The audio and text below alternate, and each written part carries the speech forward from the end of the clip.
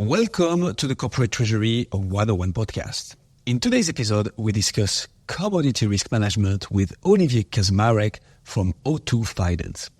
Olivier has 20 years of experience advising large multinational companies on selecting and implementing treasury management systems with a deep knowledge in commodity risk management. O2 Finance is known for its client-centric approach, providing top-notch advice and highly responsive services. With a team of about 10 expert consultants, they focus on building long-term and trusted partnerships. In the episode of today, expect to learn what are the mitigation techniques, including financial instruments used to hedge against commodity risk, who is O2 Finance and what do they do, and like always, much more. Commodity risk management is the topic we struggled the most to get an expert on the show for. We finally found him, and Olivier was amazing at breaking down the topic whilst giving real-life examples. We truly hope you will enjoy this episode. If that is the case, and when you're thinking about how you found our podcast, chances are that it was through word of mouth, social media, or a recommendation from your favorite podcast platform. And this is our only request to you. The best way you can support the podcast, wherever you're listening to this, is to head to Apple Podcast, search for Corporate Treasury 101, and give us a 5-star review. That will mean the world to us and help us help more people about Treasury. And with all that being said, please welcome Olivier Kaczmarek.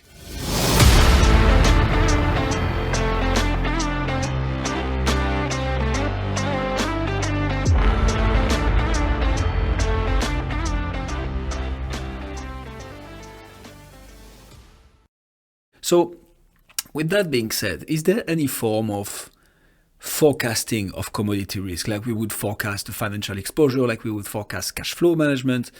Do you forecast commodity risk as well when you budget your year, for instance? Yes, typically that's a very it's a very challenging area, just like it can be for forecasting foreign currency risk or doing a cash flow forecast in the treasury environment. So we're facing here the same type of challenges because you're never better than the quality of the data you get in. So if you manage to get proper sales forecast from your sales team, then you can turn that into a production forecast from your plant. You can define at which capacity level your plant will run. Based on that, you can imply how many megawatt hour of energy you need to consume, how many tons of input you need to put into your factory, and what's the seasonality thereof it should be. And based on that, you can essentially try to say, okay, this is my exposure profile for, say, next year. And based on your strategy, which might be to fix a certain percentage up front or not, you might start entering into a commodity hedging practice. But again, the source is really defining what the exposure is. And very often, that needs to come from a forecast somewhere or other. So we're of course exposed to variability of these forecasts, the fact that they change, forecast to forecast are changing regularly. You're also exposed to the fact that for operational purposes, a company might decide to use plant in Spain instead of a plant in the south of France from one day to the next, just because, I don't know, there is a strike or there has been a flood somewhere. So you might wish to change your plant. But if you stop producing your product in the south of France, you stop being exposed to the gas price in France, and you increase your gas price exposure in Spain, which is not the same index. So essentially, you're exposed to a lot of specificities of the commodities market, which are somehow hard to manage, but that's what makes it fun as well. Yeah, there are so many things at play that you would at first maybe not imagine, but indeed, to just make your whole company work around a specific commodity. I don't know if you're very specific on something, but then you also need to think about the gas and the electricity and the water for the cooling machines or whatever it is. It very, very quickly becomes so intricate. That's super cool. Yeah, absolutely. And if you want to push it even further, you could also come up with some strategies which you can take advantage of. For example, let's say that you're supplying a certain raw material from two different suppliers, right? You have two suppliers that can supply your plant with a certain material, say, I don't know, aluminum, right? If you manage to agree on two different pricing mechanisms with these two, without being bound by too much volume commitment with each of them, you can arbitrage between the two prices at the moment of doing the call-off in order to buy the product. So at every point in time, you can say, well, depending on the pricing formula, depending on your volume commitment towards each of the supplier, you can promote a bit more supplier A versus supplier B or the contrary in order to take advantage of the differences in the pricing formula that you have. That's super interesting, and yeah, and pushes your suppliers to remain competitive as well when you're in such a formula.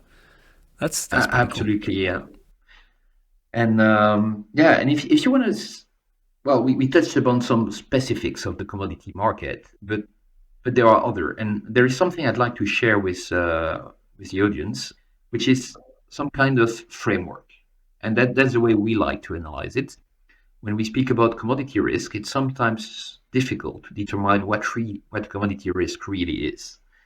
And we like to look at it through two different axes. The first one is the risk direct or indirect?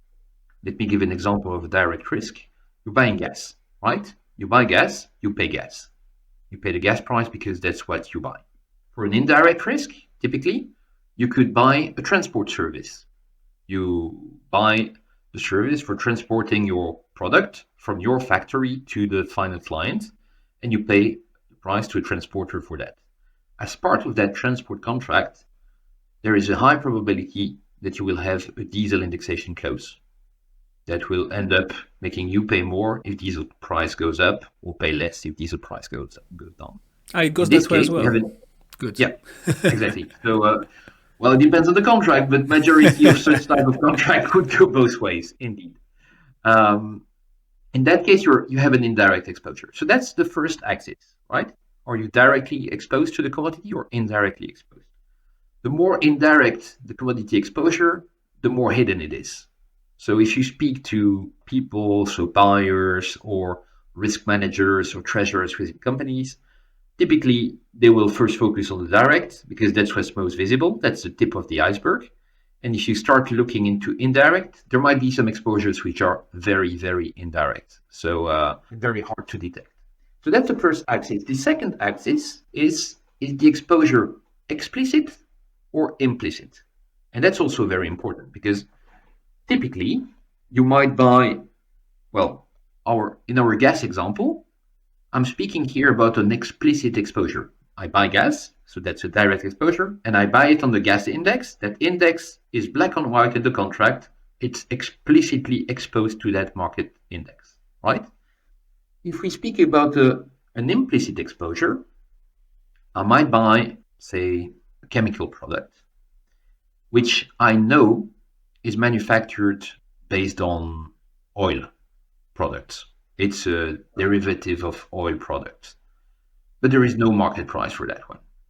In that case, the buyer will typically let us know that every time he goes and negotiate with its chemical product supplier, if he sees that Brent moved up, he will end up paying more. If Brent moved down, he will have a bit more negotiation power to negotiate down the prices. Right here, we are in an implicit exposure. And then, of course, we have a third category there, which is the not exposed. So typically, if you buy a laptop, well, your laptop is built out of many different types of material. You have a bit of gold in there, you have plastic, you have, well, you name it. Most probably, the price of your laptop is completely independent of the price of the sum of its components. It's a little bit the same as the example of the beer we gave earlier. Well, if you buy a beer, most probably there will be somehow in the long run an impact of the commodity prices in there, but you cannot really claim that it's a direct exposure and that it's a direct pass-through. It's not because the brewery has paid its gas a bit more this year than last year that it will sell beer at a higher price, because that's more the commercial strategy. And here we're getting a little bit away from my area of expertise, but it's more a commercial strategy that you don't want your product to be perceived as the sum of the commodities, because it might play in your favor when prices are going up. But when commodity prices go down, you don't want to be caught in a situation where all your customers come knocking on your door to ask for a rebate just because the cost of energy went down.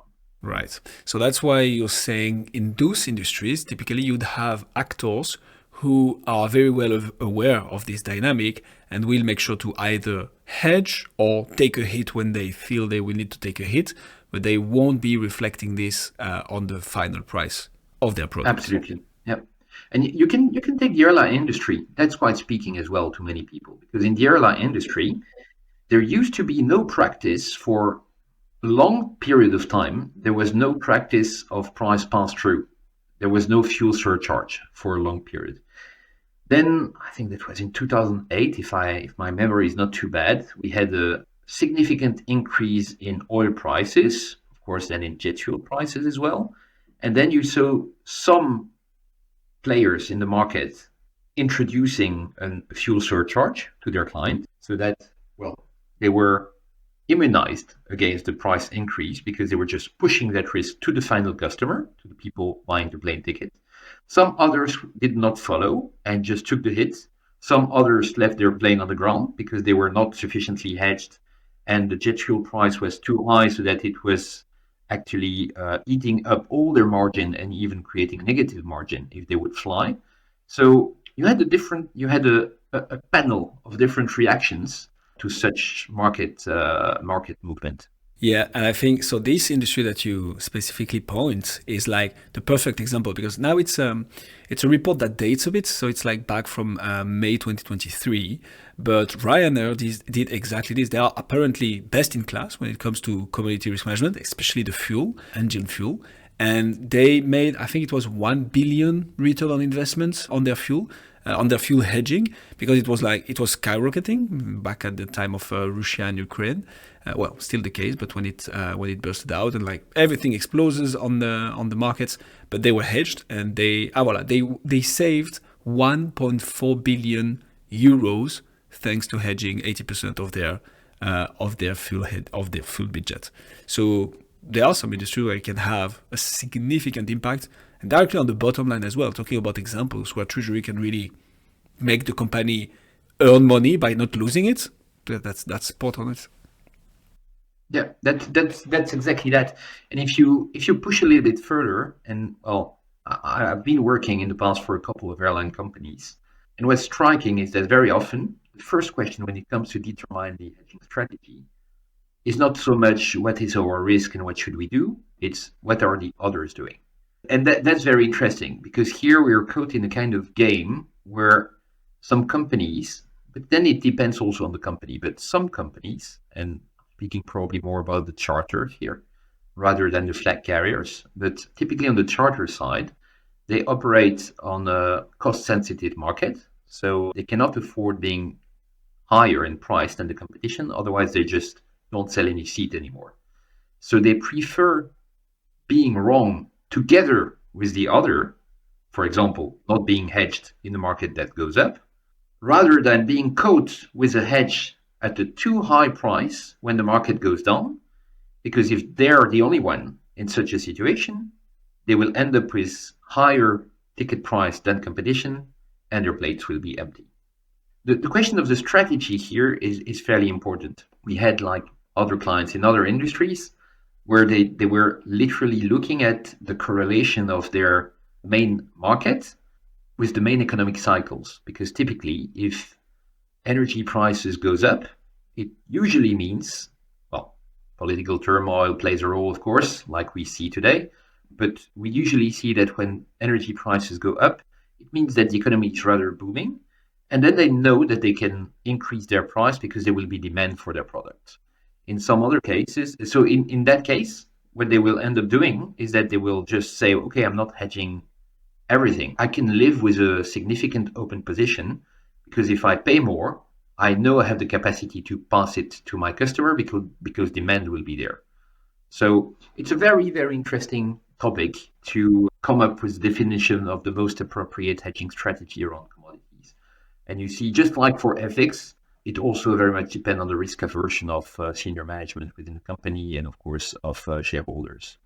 Often it's indeed down to that. What are the typical tools and systems that you see, Olivier, when it comes to commodity risk management? Because some treasurers out there might have some names in mind, but for instance, I have no clue what tool is used to do commodity risk management. So what do you see as being the main tools around that space? So if we're speaking to treasurers, there are for sure a few names that they will know, which are the big players on the treasury management system industry, which both of them are speaking about FISA and ION. Both of them have their commodity risk management product. We have other players as well. So there are a bit more than a handful players there. You can name Kaios, Orchestrate, ECA, SAP also has its commodity risk management module. Well, you need to do if you want to engage into a process of selecting the right tool. There are plenty out there on the market. It really depends on what you want to do, what commodities you're being exposed to. Some have their limitations. Some are by nature multi-commodity. Some others are more focusing on the one or the other commodity. So you really need to do a little bit a tour of the market, see what are the strengths and weaknesses of these different vendors to assess what's the best fit for you. Just very, very similar to a TMS selection project, I would say. Right. So it would just be about finding a tool where you would eventually link to your ERP, I guess, where you see, okay, how much of a certain commodity is purchased on a certain defined period of time, and then linking it to their index and their price and say, okay, that's how much exposure we have. Like, is that about it? Yeah, that could be the basics of it. And then, of course, you come up with all the side questions. Some of them are typically commodity related, like if I enter into a portfolio of commodity derivatives, how will I make sure that the accounting picture that gets out of it is appropriate and is also in line with what I want to show to my shareholders and to the market? So that means probably, how do I make sure I apply hedge accounting? And it's already a challenge to apply hedge accounting to foreign currency or interest rate derivatives. It's another ball game for commodity derivatives, because then you're speaking about other criteria such as the own use exemption to make sure that essentially your profile of consumption matches the profile of your derivative, and so on and so on. So there are a number of complexities around it which needs to be overcome. And essentially, if you don't have a proper system to do that, it's a big challenge. Yeah, makes sense.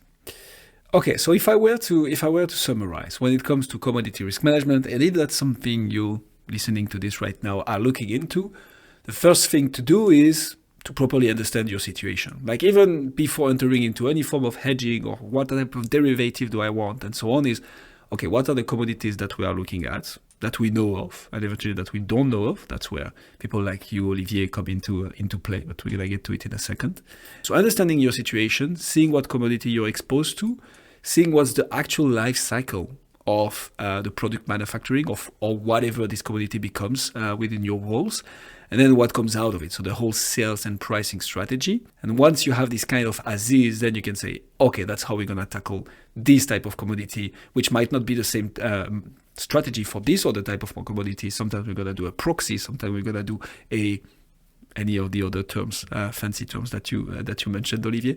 But is that about it? Or how do you finalize a commodity risk management strategy exactly? Yeah. So your first point, I think, is spot on. So understanding the exposure is the first thing. Once you have that, you need to sit down with senior management and define what you want to do about it. So that's the strategy. So how do you define the strategy?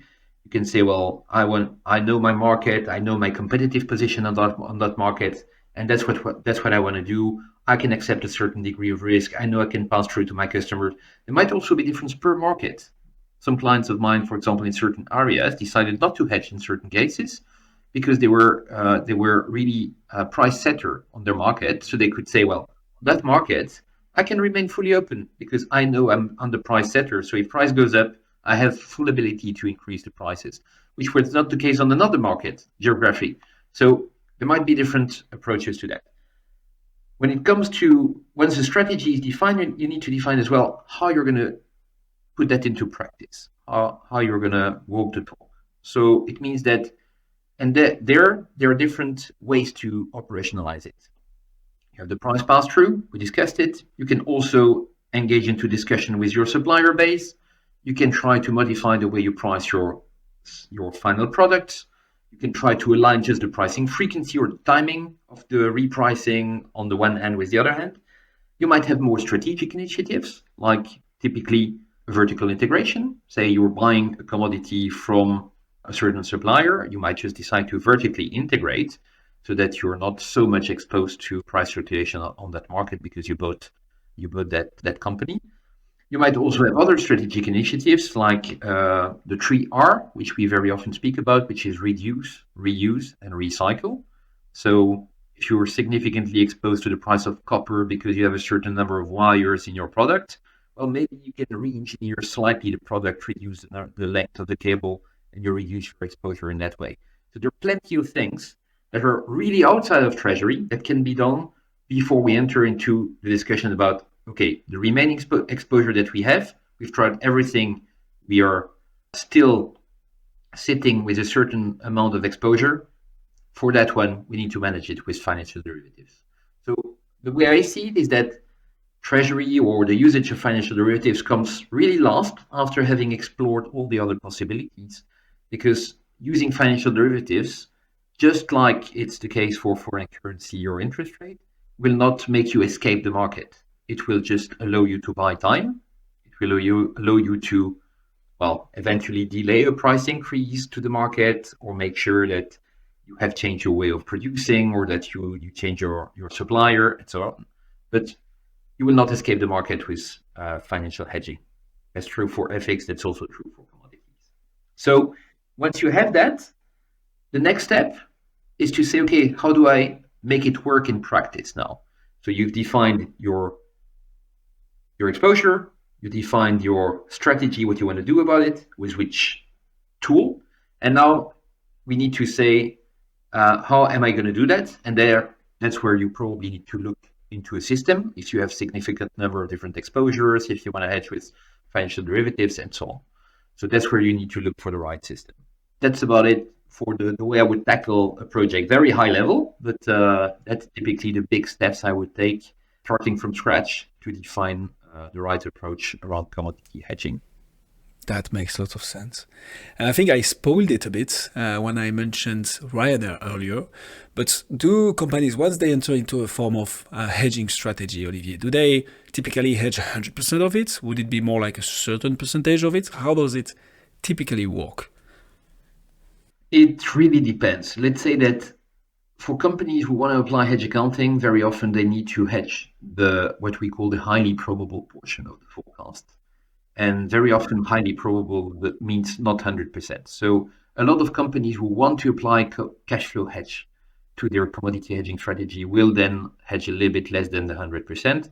But then, of course, a very common strategy, just like in foreign currency, is also a decreasing hedging profile, so that you would hedge a bit higher, say the next quarter or the next 6 months, and then have a decreasing profile. And that also allows you to have a layered strategy where you progressively enter into hedges that pile up in order to hedge a certain period, which essentially end up exposing you not to a certain price point in time, but to the average of the different price points you picked when you entered into your hedges. Right. That makes a lot of sense. So, Olivier, In here, no one size fits all. No one size fits all. Yeah, that's usually, unfortunately or fortunately, that's usually how it ends up. But so, Olivier, you know a lot about commodity risk management. So, for those who don't know, can you maybe tell us a bit about who is O2 Finance and what you guys do over there? Yeah. So O2 Finance, it's a Belgian-based consultancy firm. We're specialized in treasury and risk management, and it's as part of that risk management that we ended up having quite a lot of assignments in the area of commodity risk management. Our client base is essentially Belgium and the neighboring countries, but we also serve the rest of Europe. We've been founded by myself and a colleague of mine, both ex-Big Four, and we're about 10 consultants at the moment. Yeah, we have some roots in common, if I understand properly, Olivier. We do. Could you walk us through how you would typically, I guess that kind of summarize what we've discussed until now, but how would you typically strategize, monitor, and execute a commodity risk management project for your clients? Yeah. So I think we discussed a lot of these different steps, but to summarize, it's one, understanding the exposure and then understanding the risks that are created for you in terms of bottom line as a result of these exposures, defining the right strategy. So defining a strategy that matches the most your aversion to risk, your competitive position on the market. Once you have the strategy, it's getting the right tool to be in a position to monitor the evolution of these risks, to record your portfolio of financial hedges if you decided to enter into financial hedges, or if you decided not to hedge, still to monitor the risk. I mean, it's not because you decide not to enter into financial derivatives that you need to stop monitoring your risk. So that's an important item as well. And then it's setting up the KPIs, because we didn't discuss that neither. But here again, there is no magic answer to what KPI should I follow, but there are a few different things that are done here and there by some companies, which we can take some inspiration from. It's always easy in commodity market, just like it is in the FX market, to do backward trading. So to say, oh, you should have bought at that time, it was the low point. Yeah. So, after the fact, Thank you for that advice.